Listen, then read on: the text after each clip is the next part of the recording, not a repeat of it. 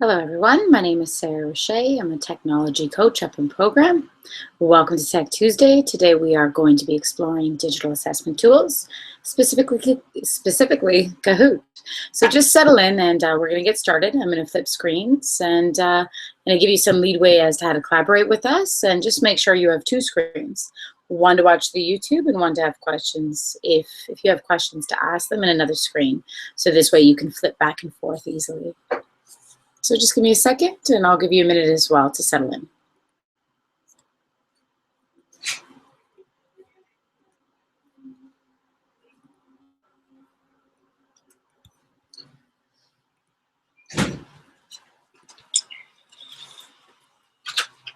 So today we are going to be focusing specifically on Kahoot. And if you want to speak to us throughout it and ask questions, there's a few ways that you're going to be able to do that. You can collaborate with the program tech team through the document link that was provided by your principal. And in there, you'll just see that people that are within this document write their name first and then ask their questions so we know who we're talking to, and then we can answer you back, especially if there's quite a few people in. It's helpful to know. The next way you can contact us is through Yammer, in Office 365, or on Twitter. And just make sure to use the hashtag DPChats. This way we know when you ask a question, it will come up within our Twitter feed and we'll be looking for it. Remember that you can review each Tech Tuesday video on our YouTube channel by visiting the DPCD SB Chats channel. So don't worry about taking notes, just watch what we're talking about and ask questions if you'd like to.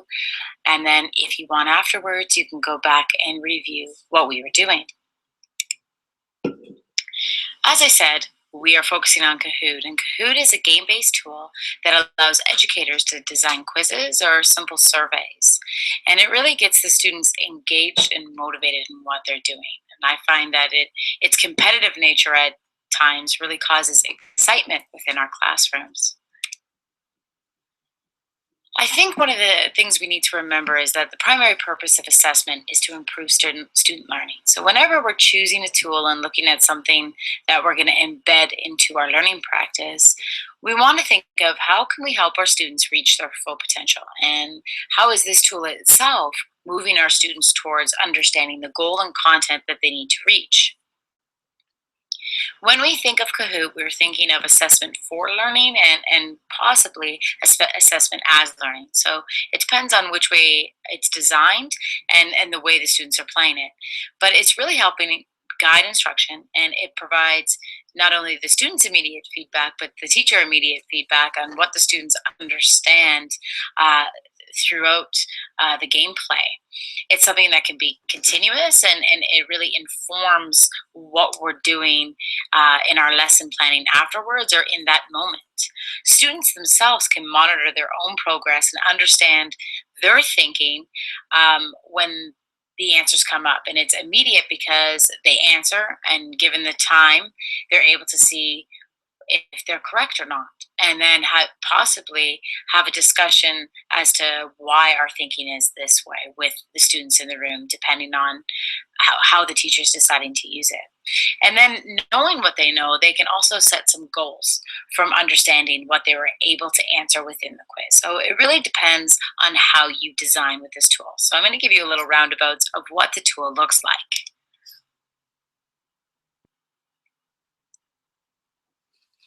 So as we mentioned, we know that Kahoot is a student response system. So it creates and administers game-like quizzes. And we can see here that we have that option of having the quiz, and we can have these ones timed. There's also, though, the choice of being able to have the discussion or the survey. So it's nothing that has to be the quiz-based. Maybe it's something where it's more, they can choose which answers. They don't have to have a specific correct one, but they can choose which one they agree with. So here you can see that it all depends on the purpose that you're designing it. A lot of the time we see with the Kahoot that people want to come in and use it as a quiz and a game-based tool. It's important to remember that you can see over here I have two web pages open. One is showing the teacher account. So here you see that I have, it gives me the opportunity to create. And I can also see when I open up this little piece here that I have my Kahoot. So if I want to go into my library and go through the ones and launch those games that I've designed or duplicated, I can go in there. But I can also go into public Kahoots, and you can see that there are a lot of them. So I know that if you just, depending on your subject, go in, type in a concept, you're most likely going to be able to find something. There are tons that are already designed. My suggestion for this, though, is if you do go in and use a public Kahoot, to make sure to go over each question and that it's relevant to what you're doing in class and that it's appropriate. Sometimes you're not always sure what other people are doing or posting out there, so just really making sure that it relates to what you're doing. And you can go in, you can edit it, you can delete questions, you can add questions once you duplicate it, so you can really make it your own if you want to go in and design with somebody else's that they've already started just to get you going. It's a really good idea. It's something that can be used. Another great thing about this piece is that when you do have the students do the Kahoot and it's in your account, the data from the quizzes can be downloaded by the teachers and viewed in Excel. So with class, question, and individual information, the reports can provide helpful figures and understanding. One of the good things is that it can help you kind of see or find the students' growth patterns or individual problem areas. It's not something that you could probably do that's over a unit that you're containing a lot of information, but in the moment, it can give you an overall picture of their understanding. One of the great things about this is a lot of people use this for either the diagnostic or formative assessment. So they're looking at it as a minds-on. They're coming in using this game-based tool in order to kind of see what they already know, or they're using it as a review, so to see what they learned throughout. So whether it's just the review of a unit or review of the course overall, it's something that can be used for that purpose as well. Some of it just may be in the moment as well. So it's all on the design and the reason. So we're going to go in and kind of get a sense of what that looks like. I want you to think of when we are doing Kahoots that it doesn't need to be individual students. I'm just going to so when they do come in with a pin, they can come in as a group or they can come in as an individual. It all depends on what you're looking for. So we're going to go in and we're going to play one. So when I play it and I launch it, I can see that I can choose. I have certain things I can choose from, whether or not I want to display the pin throughout, and whether or not I want to minimize instructions, randomize questions, whatever it may be, or play music while waiting, yes, no. So that can be turned off as well. And you might see why once I play it, your choice of whether you want it to be on. So the teacher launches it, and you wait for the pin. So you can hear that come in a little bit. I'm going to turn that down so you can still hear me. But you can hear there's a little bit of music in the background, and that would go on throughout it all. So the students take the pin,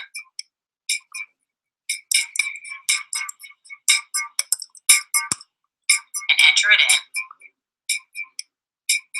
And they put in a name, whether, depending on what you're collecting the data for, it could just be a nickname. Maybe it's something that you don't want to. It's just assessment in the moment in class, immediate feedback, and not something that you're collecting later on. You don't need to know the student's name then. You would just want to understand what the students are understanding as a whole in the class. If you want to understand what level each student is at, you might ask them to put in their first name. So they put OK, go. And you're going to see the students come up on the board and how many players are in. When you're ready and all players are in, you press start. And you can see that, so this is the main screen. This is the one that's up on the whiteboard or the projection screen. And you can see that it asks the question and it gives them a certain amount of time. So they have to read it and then they have to answer it, and all the answers come in. So how many students have answered come in over here. They don't have the answer, so they have to figure out when looking up at the screen what color it goes to and then click on it. So they got it correct. It gives them a certain level of points. The faster they answer, the more points they get. So it's not only about being the correct answer, but it's also about how fast you can answer it in this format when you're doing the quiz. You can see that it also tells you which one was correct, and stops. So if you do want to have a discussion about what they thought, it will tell you how many of each answer was given, and then you can stop and have a discussion based on it. So I think that that's another valid teaching point when working on assessment and understanding overall understanding what's happening within the student's thoughts, that you can go on and have the discussion from their answers. So just a quick, it's kind of hard to see because I'm the only one in, but what happens when you go next is that it gives a scoreboard and it gives it ranks the top 5 and where they're at. So that kind of makes it like competitive in some way. I'm going to go back actually at this point. I'm just going to come out. So I'm going to leave the page, and that controls it. So once the teacher comes out of it, the students come out of it. And if we go into, and I just want to go and edit, just give you a quick view of what that looks like. So I can see that when I'm editing or creating, I can ask my question in here. I can choose to embed an image with the question, or I can choose to embed a video. So depending on what you're doing, you might need or want a quick little clip. So before they have to answer, they have to watch a video or a screencast of a problem, and then have to answer what the answer is to that. So it all depends on your design and what you're comfortable with, but there's a lot of options when it comes to this. At the bottom of it is a multiple choice, so they're answering here, multiple choice. You can choose to have just 2 or up to 4 answers, and when you are choosing which one is correct, you just kind of click on it, and that will recognize that that's the correct one when the students are coming and answering. You can see that I can have more than one correct and split up points if one is more correct than the other. So it all depends on your level of design and what you're interested in doing.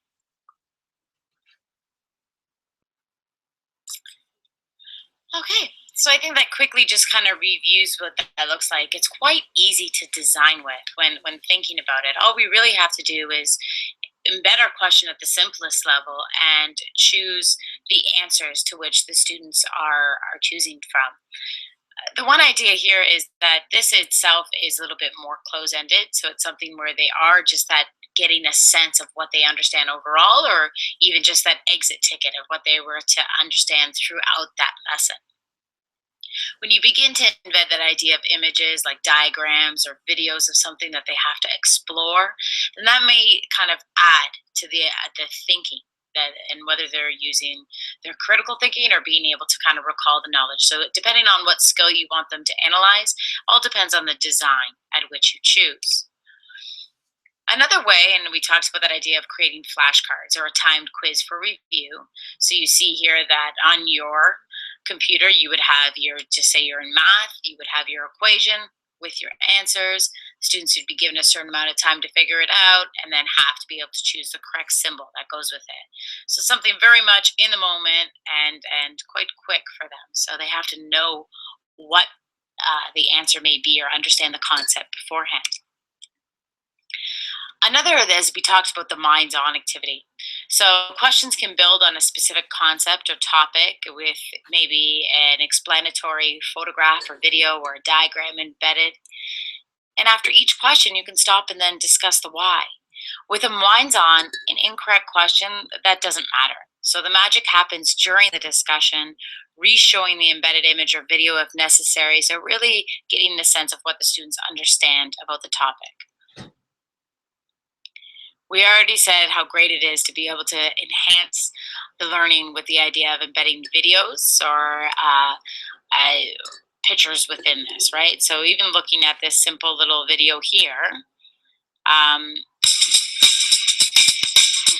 this down for a second, but you're able to see that we have a video going on within it. And as it moves into the questions, I'm going to move this along a little bit here.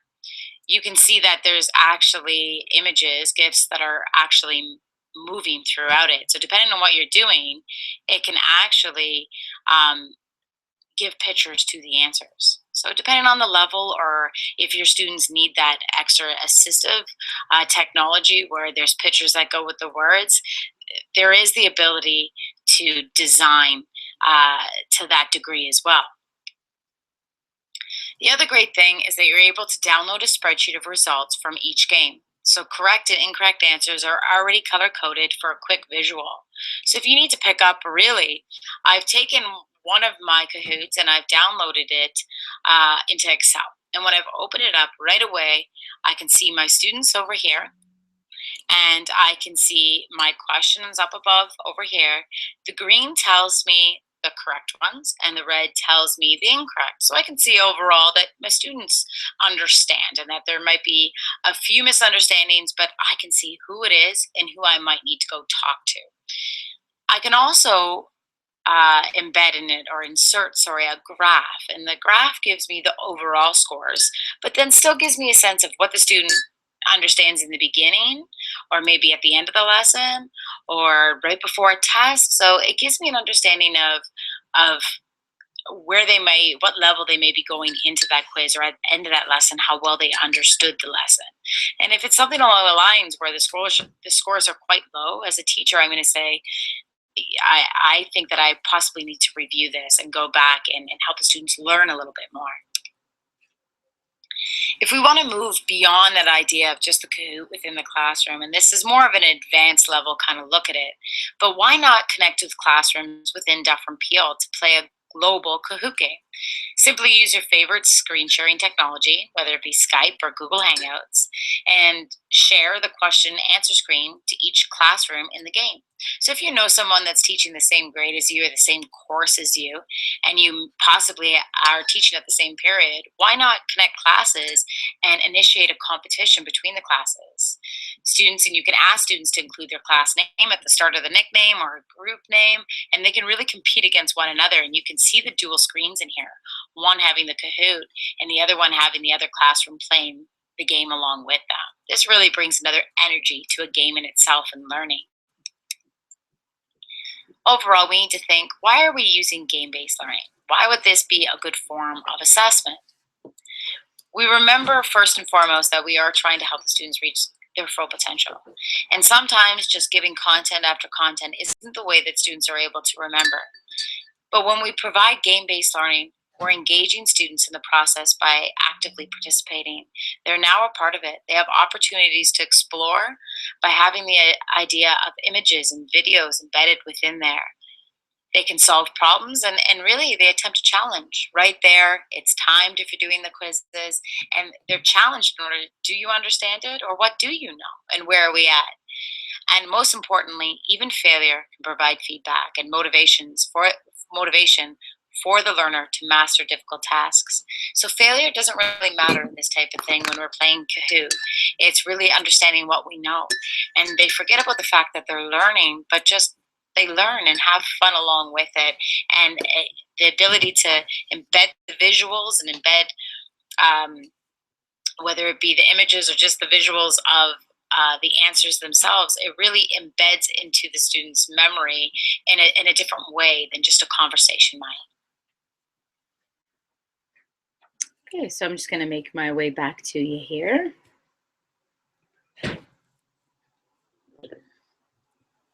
So hopefully you were able to pick up a thing or two about assessment in Kahoot. And if you need to go back and take a look, you can always go back to our DPC-DSB chat YouTube channel. And there you can kind of review and pause and take it at a different pace. Thank you so much for coming to Tech Tuesday, and hopefully we will see you next Tuesday, and we'll be discussing assessment as well. Have a great day. Take care.